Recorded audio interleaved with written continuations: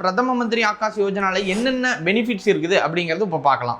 அதில் first time பையராக இருந்தால் 2.67 லட்சம் பிரதம மந்திரி ஸ்கீம்லேருந்து நமக்கு வந்து பெனிஃபிட்டாக சப்சிடரியாக கிடைக்குது அப்படிங்கிற விஷயம் நம்ம எத்தனை பேர்த்துக்கு தெரியும் தெரியல. நிறைய பேர் சொல்லியிருந்தாங்க. இருந்தாலும் ஃபஸ்ட் டைம் பையர் கண்டிப்பாக இந்த விஷயத்தை தெரிஞ்சு வச்சுக்கணும்.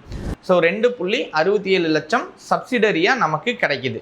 சரி, இதுக்காக சென்ட்ரல் கவர்மெண்ட் என்ன பண்ணியிருக்கிறாங்க அப்படின்னா 85,000 கோடி வந்து அலோகேட் பண்ணியிருக்கிறாங்க அப்படிங்கிறது. அதனால நீங்கள் கண்டிப்பாக பேங்க்குக்கு போகும்போது இந்த ஸ்கீம் இருக்குது, இந்த ஸ்கீமுக்குள்ளே நான் வரேனா அப்படிங்கிறத நீங்கள் லோன் வாங்கும்போது செக் பண்ணி வாங்குங்க, அது நல்லது.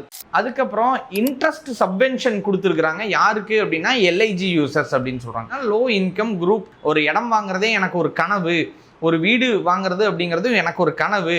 வாழ்க்கையில் நான் பார்த்தா என் பசங்களெல்லாம் கரையேற்றி இப்போ எனக்குன்னு சிறிதாக ஒன்று வாங்க போகிறேன் அப்படிங்கிறவங்க ஒரு ஃபஸ்ட் டைம் பையராக இருக்கிறாங்க. அந்த ஃபஸ்ட் டைம் பையருக்கு 2 to 3% ஆஃப் இன்ட்ரெஸ்ட் டிடெக்ஷனும் வந்து பண்ணியிருக்கிறாங்க. இந்த இன்ஃபர்மேஷனும் நீங்கள் கண்டிப்பாக தெரிஞ்சுக்கோங்க. தெரியலனா கண்டிப்பாக கமெண்ட் பண்ணுங்கள், நான் சொல்கிறேன். ஏன்னா இதெல்லாம் பேங்க்கில் எல்லா இடத்துலையும் சொல்கிறது கிடையாது.